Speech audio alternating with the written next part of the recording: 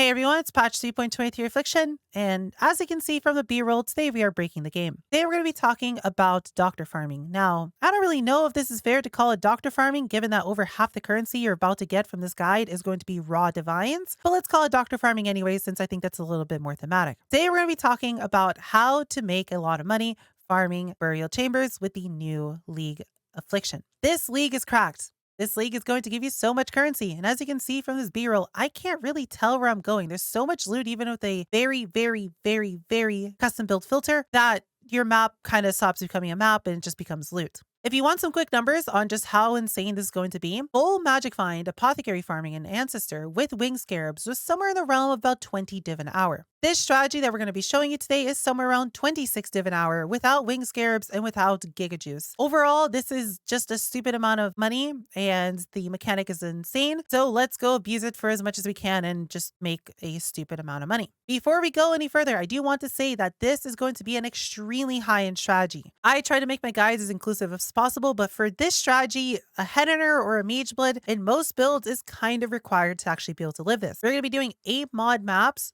with Beyond in them, and the Beyond is unbelievably scary, making these very difficult. Now, with that said, you don't need to include Beyond, which is going to eat into your profits quite a bit, but it's also going to make the map substantially easier, meaning you could do this without a Mage Blood or a Headhunter to carry you, but you're still going to need a very high-end build to actually be able to survive all this. Your speed and your clear don't matter too much. It's mostly just the tankiness, as you're going to be wailed on this whole time in here, making your defensive layers the single most important thing. The next thing I want to talk about very quickly is going to be Magic Find. Obviously, this is going to be a strategy that heavily benefits from you adding Magic Find to your build. For this strategy, I personally use this Edema's Touch and a Gold Worm, but you could add full Magic Find, and obviously if you have an Aura bot and if you're doing this in party play, you're going to make a substantially larger amount of money. With that said, you do not need any little bit of magic find in your builds to be able to do this and to be able to profit an ungodly amount of money per hour. But with that said, I highly encourage you, if you can fit in Sedemas or Gold Worm, or maybe even just a Venter's Gamble, try to fit it in. Any little bit of quantity will help drastically in this strategy. With that all the way, let's talk about the passive tree and how we're going to be setting this up. This passive tree is a very simple passive tree. This is going to be very reminiscent of apothecary farming and Crimson Temple. This is effectively just going to be a wandering path setup that's going to be picking up Breach, Legion, Beyond, and Strong boxes. The reason we're going to go with Breach and the reason we're going with Legion is because these are two mechanics that are going to scale really well with the new Affliction League mechanic. Both of these generate a lot of yellow monsters, which is what we really care about to be able to get these massive loot explosions that we see all over the place. In terms of tree, it's going to be very simple. We're going to start at the bottom, picking all 4 of the box notes to give us more packs of monsters, since we'll be running the Rage Compass in this. We're also pathing over and picking up basically the whole breach wheel, as every single point here is really efficient. It's either going to give us a lot more monsters in our maps, or it's just going to make the breaches faster, which means you can go a little bit faster, make more money. But if you can't handle the breach speed, you can take these 2 points out to have your breaches be a little bit slower, which might overall net you more monsters. Then we're going to be picking up all the Legion chants, as we want to have an additional Legion in every single one of our maps. We're then go up and path all the way up to the chance for boxes to be openable again. This effectively is going to give you 1 to 2 additional strong boxes per map, which is going to be great with the Enrage Compass. I am personally picking up Singular Focus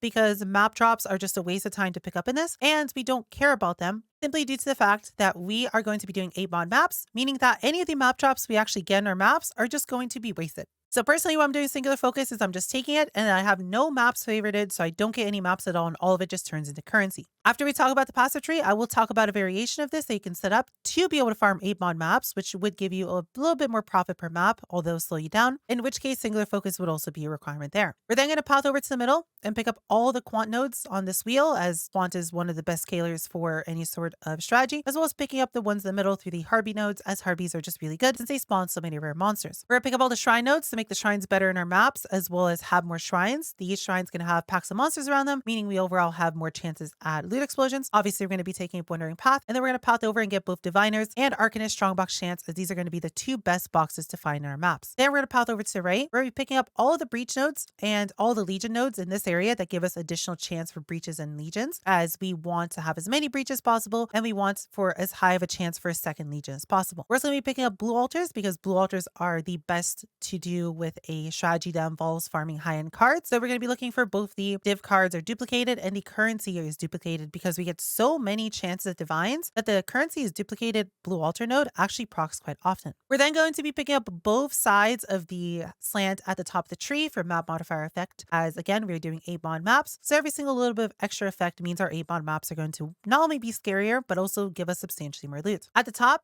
we are going to pick up all of the breach nodes on the left, which give us increased density, making our breaches even better, as well as picking up all the shrine chants here so we get more monsters and make the shrine nodes here a little bit more efficient. Then we're going to path over to the left and we're going to be picking up all the beyond quantity nodes, as is going to give us quite a lot of extra beyond currency, as well as the portal merging radius wheel, as we want to get even more beyond monsters in our maps. And then we're going to go and pick up endless tide because we're going to have so many monsters in our map that we're going to spawn the boss relatively quickly, and we don't want that. We don't want to fight the boss. We just want as many rare beyond monsters as possible. We're then going to also pick up Unending Nightmare because we're going to be putting delirium on every single one of these, and we're going to be going kind of slow through the maps, so we can't actually get the whole map done in one delirium mirror. So it's better to just have it be permanent. That way we can make sure we get every single rare delirium monster, which is going to give us more overall chances for the affliction mechanic to do its thing. Then lastly, we're going to pick up all of the portal merging radius at the bottom, since this is going to give us even more beyond monsters. With your last few points, you can kind of do whatever you want. And personally, what I did with the last final 5 points was pick up 3 points of Abyss chance at the top here and 2 more points of Abyss chance over here, but you can just put these anywhere else. Moving on from that, I do want to talk about a variation of this tree, which is going to focus around farming 8 mod maps. This is going to be a strategy that's going to allow you to farm a lot of the maps that you need, effectively giving you free self-sustain and you not having to buy the maps, as well as allowing you to over-sustain so hard that you can sell these maps off at a massive profit, as these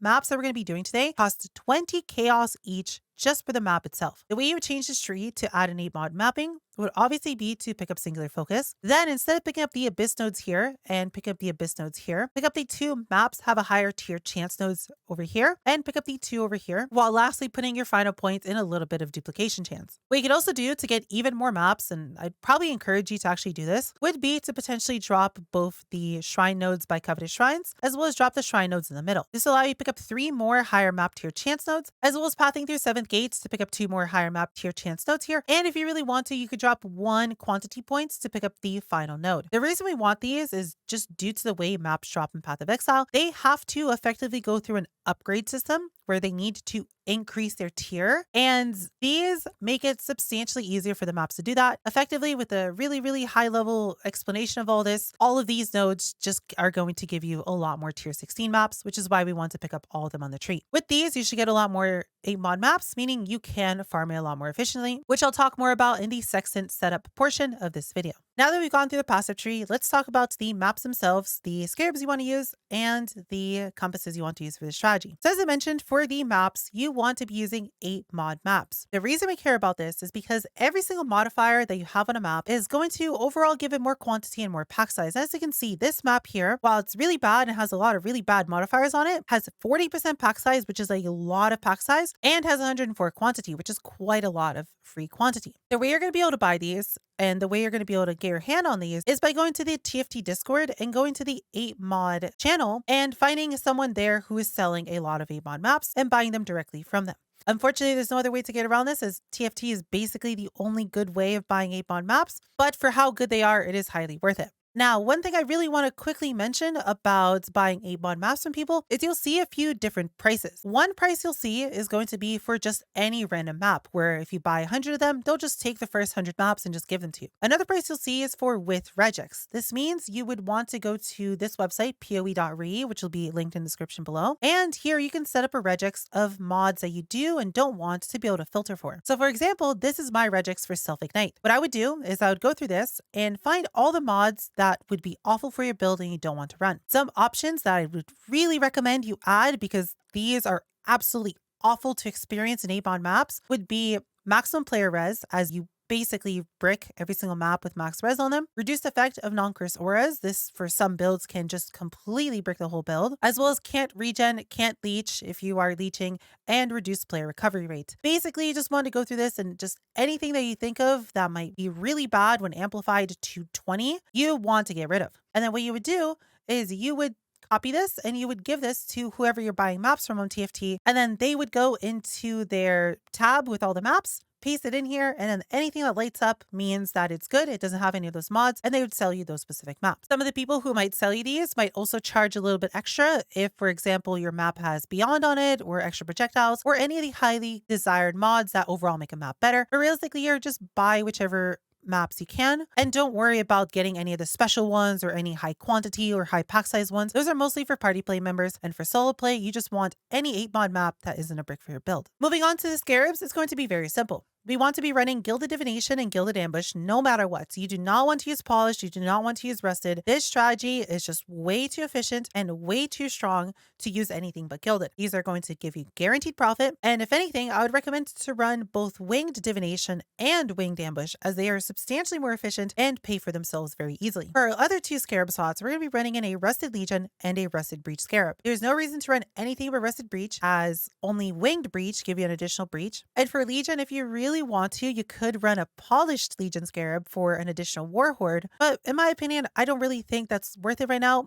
given that the Polished Legion Scarab prices are astronomical when compared to the Rusted Legion Scarabs. One other thing to mention is if you do want to farm 8-mod maps, and if that's going to be your strategy, which would also help you with the self-sustain and which would also help you with not needing to buy these from other players, you would instead want to run a Gilded Cartography Scarab. I'd personally recommend to get rid of the Rusted Breach Scarab to fit in the Gilded Cartography Scarab, as the breaches can sometimes spawn in really bad location, making them not really too efficient, while the legions are always going to only spawn in good locations, making the legions always super efficient in comparison to the potential of your breaches being in bad locations. Moving on next to compasses. These are going to be 1 very important and 2 very basic. First, we're going to be running the Strongbox package. We're going to be running both. Your maps have 2 additional strong boxes, as well as them being corrupted and rare. The reason we really like this is because it effectively gives us tamper-proof without us needing tamper-proof. Strong boxes are kind of weak without this, and the fact that we can get tamper-proof for free is going to be really nice. With that, we are also going to be running the Strongbox Monsters Iron Rage Compass. This gives us 500% increased item quantity on all the monsters from the boxes, effectively making those monsters drop somewhere around 60 to 70% of all the total loots that you will see in your map. These are unbelievably efficient, and if you're ever going to see a doctor in this strategy, it's most likely going to come from one of these monsters from the strong boxes. This is basically unskippable, and if you cut this compass out, you effectively lose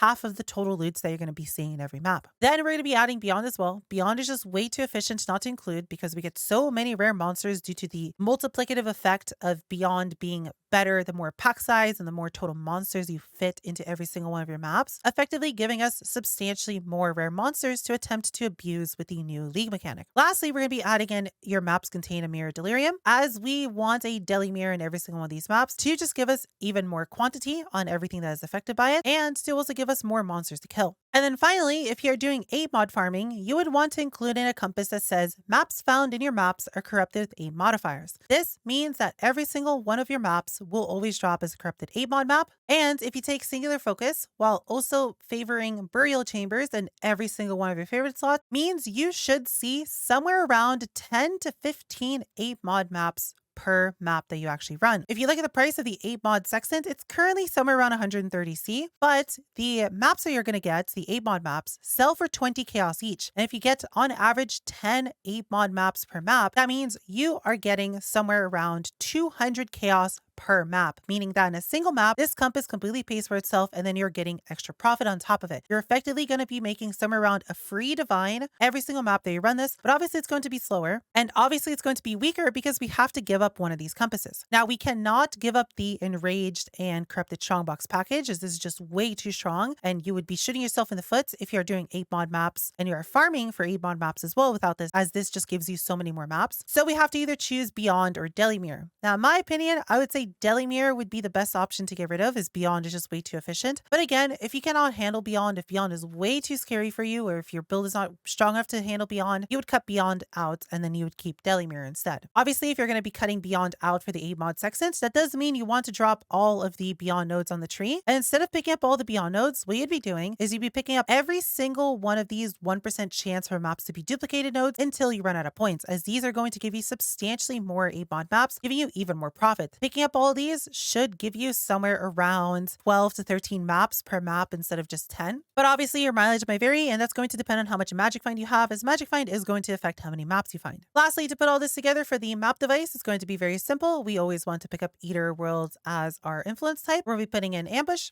and then we're ready to go. Next, I want to talk about how to do these maps because this is going to be incredibly important and it's going to make or break the difference between you getting a lot of money per map and you getting very little money per map. The main focus here is going to be on the Affliction League mechanic. You want to immediately walk into it as soon as you start every single one of your maps, and you want to be incredibly efficient and incredibly slow with it to make sure you utilize your time in there as efficiently as possible. While you're inside there, every single little bit of darkness that you are going to walk into and reveal is going to eat into a invisible bar. And once that bar runs out, you are going to be kicked out. Think of this like sulfite and delve. You know how you go from node to node, you use up a little bit of sulfite? That's effectively the same thing that's going to happen in Affliction. Every time you move forward a little bit in the darkness, you're going to lose some of your quote unquote sulfite. Now, there is something you could do to help with this in the mechanic. Obviously, you can backtrack through the areas you've already explored, and you want to stick to the areas you've explored as tightly as possible to not accidentally explore any more darkness on each side of it, so you have as much of it as possible for picking up more wisps. The other thing to mention is there's going to be 2 white orbs that are going to spawn within the Wildwood. One of them is going to be a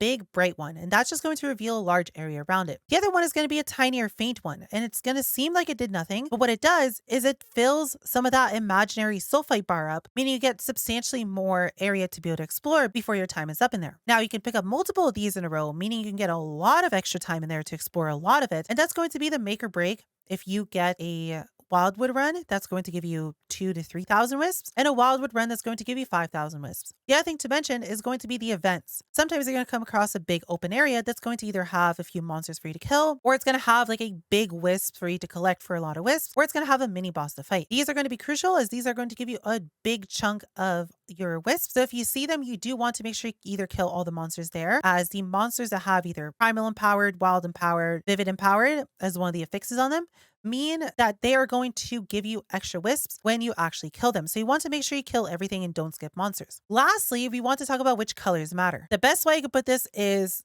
think of blue as crack, and you like crack. You are a massive crack addict. You want to only chase down blue. If you see blue, you ignore everything else. Purple and yellow are insignificant in comparison to blue, and you want to do everything in your power to be able to get as much blue wisps as you can in every single one of your runs. Obviously, sometimes you're going to get a little bit unlucky, and there's either just going to be no trails in your starting location, so you have to just randomly go and hope you find a trail, or you are not going to find any blue wisp at all, and you're going to only have some yellow and some purple, or maybe even just one color in your run. That's just RNG, and there's nothing you can do about it. But ideally, as soon as you see a blue wisp line, you're going to follow it until it stops. That even means if you have a tiny little bit of blue, if the line is super faint and it's not giving you many wisps, but you have a super strong line of maybe yellow or purple, you're still going to ignore them and just keep following the blue line. What the blue wisps do is, if you remember old Harbinger and Nemesis farming from a few years ago, where your map was filled with loots, that's exactly what these do. The more total blue wisps that you have collected by the end of a run, the more that each enemy that is primal empowered in your maps is going to drop loot. All the blue wisp does is it makes a monster just drop X amount of random currency every time you kill it, which is what's going to allow us to see so many raw divines. For example, if you collect, let's say 5,000 total blue wisps, that means every single primal empowered monster in your map is going to give something like 10 random pieces of currency, which is going to make it very likely for you to see multiple raw divines drop throughout that map. The yellow wisps, on the other hand, give you more quantity on whatever you're fighting, which is really good with the strongbox monsters because they already have 500 free quant, as well as pretty much anything else in your map because you have such high quant in your map in the first place. So yellow is a good alternative if you can't find any blue and you don't have anything else to follow. Lastly, for solo play and for non-magic find play, purple is going to be the most useless one, as purple is just a massive rarity multiplier, meaning you're going to see more unique. Purple is not completely useless because sometimes you'll see Archnemesis mods that are going to convert all the drops from a monster into, for say, currency, which are the loot goblins that we all know about that can drop 40, 50 divs, or they're going to convert everything into scarabs, giving you something like 30, 40 random gilded scarabs. So purple isn't too bad, but it's not really that impactful compared to party playing, compared to magic find, where you already have a very large amount of rarity that is then going to be multiplied even further by the purple essence. So the TLDR is, in single play, you want to focus blue over anything else, yellow if you can't find any blue or if you run out of blue, and then purple.